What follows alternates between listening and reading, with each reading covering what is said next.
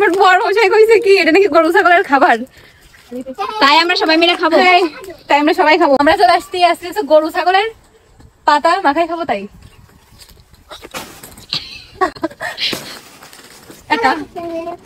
তো এই কলার কাটনা মাখা এত সুন্দর হয়, মানে একবার কঠিন ননদিনী খাইছিল না, আমরা সবাই খাইছিলাম কিন্তু ও খাইছিল না। এবার ধরেছে আমার বৌদি আমার খাওয়াতেই হবে, তো আজকে ওকেই মাখাই খাওয়াবো। এই যে কাটা তো হয়ে গেছে, এবার হচ্ছে পাতাগুলো সাইজে এই জায়গা ফেলাই দিয়ে দেবো না। বৌদি আবার জায়গাটা কাটতেছি, দেখো ভিডিও দেখে চলে আসলো।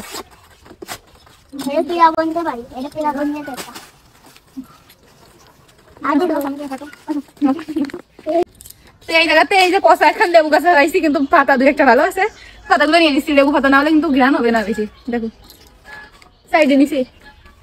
তো গাইজ এবার হচ্ছে বাড়িতে চলে আসলাম। বাড়িতে এসে বটি নিয়ে বসে পড়লাম। এটা কিভাবে বানাতে হয় তোমরা অনেকে জানো না, অনেকে বলবা না এটা আবার কিভাবে খাই। তোমরা একদিন খেয়ে দেখো, বিশ্বাস করো এত সুন্দর লাগে এটা খেতে। আমরা কিন্তু আগে একদিন মজা করে বানাইছিলাম, কিন্তু ভাগে একটুও পাইছিলাম না, তো ভাবলাম আজকে একটু বেশি করে বানাবো, সবাই যাতে একটু মজা করে খেতে পারি। তো 4টা পাতা নিছিলাম, মানে 4টা কাকনা নিছিলাম। তো কাকনাটার ভিতরে যে নরম অংশ থাকে না, ওটাই মাখাবো। এখানে ননদিনী ছিল, তো কাকি ছিল, সবাই এখানে ছিল, একটা দিদি শাশুড়ি ছিল। তো যারা পথ দিয়ে যাচ্ছিল তারা তো আমার মাখানো কাটা দেখে সবাই আমাকে বলছিল গরু। তো আমিও বলছিলাম তোমরা যা বলবা বলো, আমার খাবার দরকার, আমি খাবো, তোমরা তো খাওনি, তো এর টেস্ট কিভাবে বুঝবা। তো এবার ভালো করে আমি কুচি কুচি করে এটা কেটে নিয়েছিলাম, কেটে এখন ভালো করে ধুয়ে নিচ্ছি। আর একটা কথা, এটা ধোয়ার আগে কিন্তু ভালো করে লবণ দিয়ে চেপে চেপে তারপরে জলটা বের করে ধোয়া, তাহলে কষটা বের হয়ে যাবে। আমরা আজকে ধুইনি, যার কারণে শক্ত থেকে গেছিল। কলার কাকনাটা মাখানো একদম নরম হয়ে যাবে লবণটা দিলে। আর তারপর ধুয়ে নিয়ে চলে আসলাম। আর এটা আমরা পাটকাঠি বলি, এখন হচ্ছে মরিচ পোড়াতে হবে। মরিচ পোড়া ছাড়া তো কোনো কিছু টেস্টই লাগে না। যে কোনো মাখা মরিচ ভর্তা, মানে যে কোনো ভর্তাই আর কি, শুকনো চাল ভাজি পোড়া হলে সব থেকে বেশি ভালো লাগে। এখানে আমি পোড়াছিলাম, দেখো কি ডিজিটাল বুদ্ধি, তাই না? এভাবে কিন্তু পোড়ানো যায় সহজে। তো পোড়াছিলাম আর সবাই হাসতে হাসতে কাশতে কাশতে শেষ। তো ঝালটা পোড়ানো শেষ। এখন কলার কাকনাটা ওই যে চিপে চিপে রেখেছিলাম, এবার লবণ দিয়ে ভালো করে চটকে চটকে মাখাই নিচ্ছি।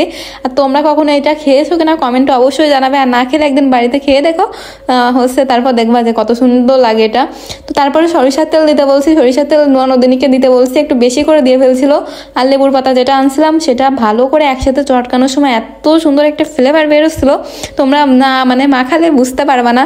তারপর আমি তেঁতুল আগে থেকে হচ্ছে চটকে রেখেছিলাম, তো সেটা একসাথে মিক্সড করে এখন গড়ে মাখানো দিচ্ছি। আর দেখো 4টা ডাল নিয়েছিলাম, আর এতটুকু হয়ে গেছে। আর চটকানোর পরে তো একটুকুনি হয়ে গেছে। এখন আমরা ভাবনা চিন্তায় পড়ে আছি যে এতটুকু মাত্র কে খাবে। আমরা 5-6 জন আসি এখানে।